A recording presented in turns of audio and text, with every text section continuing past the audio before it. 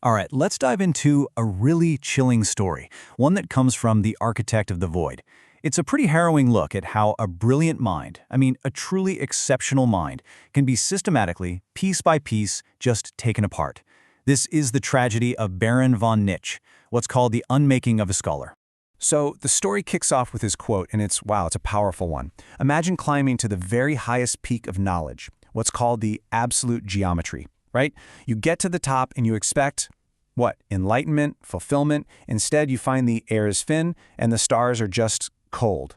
It's this profound, desolate isolation. And that's the tragic peak from which our guy, the Baron, is about to fall. Okay, so first things first, we've got to understand who this man was before everything went wrong. So let's get into it. The scholar in the trap. So picture this. Baron von Nitsch is living right in the center of what's called the Grand Architecture. And this place, it sounds magnificent, but it's described as a trap of scarcity and entropy. It's a system designed to grind you down. And who is he? He's the scholar of the forbidden. His mind is basically a library of everything this system wants to erase. And right there, that's the core conflict, isn't it? The Baron holds on to these two things he calls the spark of reason and the memory of love. To him, they're everything. But to the big boss, the Grand Architect, well, to him, those things are just bugs in the system, annoying errors that need to be squashed. And this is where you can really see the chink in his armor, his core vulnerability. On one hand, you've got this massive intellectual pride, right? He truly believes he's smart enough to master the void itself. But on the other hand, there's this crippling terror of being. That agonizing feeling of being an I in a world that demands you become part of a we. A world that demands total conformity. That's the crack in his foundation right there. This whole internal mess has a name in the source material. They call it the Rasputin blueprint. Think about it. A charismatic, brilliant person who's wrestling with some deep, deep spiritual ambiguity. They've got this huge intellectual pride, but at the same time, they are just plagued by this high-stakes existential dissatisfaction. Their psyche is basically already fractured, which, it makes them the absolute perfect target for corruption. And, a vulnerability like that, it doesn't stay hidden for long. It's not just an internal struggle. It becomes a wide-open invitation from the void. So that inner turmoil, it's like a giant flashing beacon, and it draws the attention of what's known as the corrupt trinity. Now, these guys don't just show up by accident. Oh, no. They're drawn to his pain, and they come offering let's call it a solution, a really twisted one that promises to end all his suffering. The source material gives us this really potent analogy to understand this trinity, and I love it. A blacksmith, a dyer, and a furnace. So the Pale Redeemer, he's the blacksmith, binding the soul with these ironclad false promises. Then you have the Whispering Seraph, the dyer, who just bleaches all the unique color out of your soul until it's a featureless gray. And finally, the all-consuming maw. That's the furnace. It just melts the soul down completely to be reforged into something else. Each one has a very specific and very destructive job to do. So that brings us to the heart of it all, the actual process, the systematic deconstruction of this scholar. Let's look at the 3 steps of unmaking. And this whole thing, it plays out like a classic 3-act tragedy. Step 1, the lie of the higher self, which targets his pride. Step 2, the death of reason, which goes after his intellect. And the grand finale, step 3, the gospel of hunger, which completely redefines his entire purpose for existing. It all kicks off with this incredibly seductive question, whispered by the Pale Redeemer. He says, "Why be a man when you can be a superior human?" Talk about a direct hit. It's aimed right at the Baron's pride, offering him a way out of that terror of being by promising to make him something more. But here's the catch. This promise is what's called the false cure. The logic of this whole system is completely twisted. See, becoming superior doesn't mean you get better. It means the total annihilation of yourself. His individuality, the one thing he treasured, is suddenly reframed as a disease, an error that needs to be erased. And just like that, the deal is sealed. The Redeemer's hands, they don't heal, they stain and bind.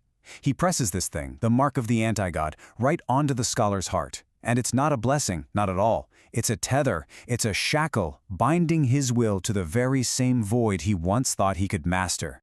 So now his will is compromised, and that's when the second player steps onto the stage. This is the Whispering Seraph, and it's described as a black and white phoenix. You know, a phoenix is a symbol of rebirth, but this one is totally stripped of color, of life.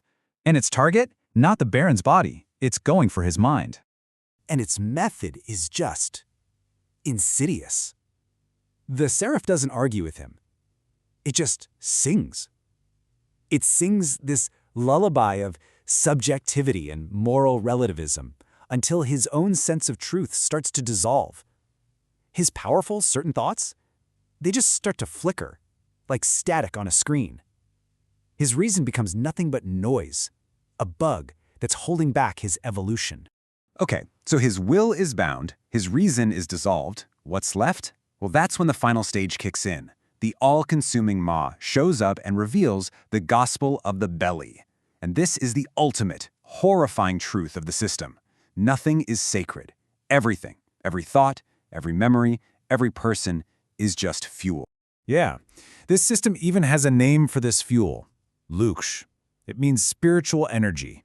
And suddenly, the Baron's entire life's work, his knowledge, his love, his reason, all of it is just Luksh. It's not something precious anymore. It's just calories to be metabolized by some wrathful master. The whole process ends in the furnace of rebirth. But don't let the name fool you. This isn't a rebirth. It's a brutal, final pulverization. The unique, brilliant scholar, Baron von Nischt, is completely destroyed, ground down into nothing more than uniform ash. So, what comes out of that furnace? What rises from that uniform ash? Well, let me introduce you to the chilling result of this transformation, the Baron of Twilight. He is absolutely not a scholar anymore. He's the redeemed judge of the Silent City. He wears robes that literally absorb the very idea of light. He's just another functional piece of the machine now, a brick at the top of the wall. And the most chilling part? He laughs. He laughs at the absurdity of anyone clinging to their own name, to their own identity, the very thing he once fought to protect. His entire life's purpose has been completely inverted. For this new Baron of Twilight, justice isn't some moral standard. No, justice is now just the efficient metabolization of identity. His new job is to find other unique individuals and efficiently convert them into data, into fuel for the system. Basically, to perpetuate the exact same horrific cycle that destroyed him in the first place. To really hammer home the depth of this tragedy, the source gives us one last powerful analogy. And this brings us to our conclusion, the architect of emptiness. Okay, so just think about this for a second. Imagine a brilliant architect, someone who absolutely loves creating unique, beautiful cathedrals. That's his passion. That was Baron von Nischt. Now, what if a powerful king comes along and convinces him that buildings themselves, the very idea of a unique structure, is a structural error? But the king is smart. He doesn't kill the architect. That would be a total waste of talent. No, instead, he hires him. He takes all of that incredible skill for building and inverts it, turns it into a tool for destruction. The architect's new job is to go out and demolish every single beautiful cathedral he ever loved. And that's where you see the final, twisted redefinition of what it means to be superior. The architect is now praised, celebrated even, not for what he creates, but for how efficiently he can make the world perfectly, silently empty. And that is the tragic, final form of Baron von Nischt. So that leaves us with the one big question at the heart of this whole story, right? In a system that sees your individuality as a bug, is total annihilation really the only path to becoming superior? It's a pretty chilling thought to end on. Thanks for digging into this with me.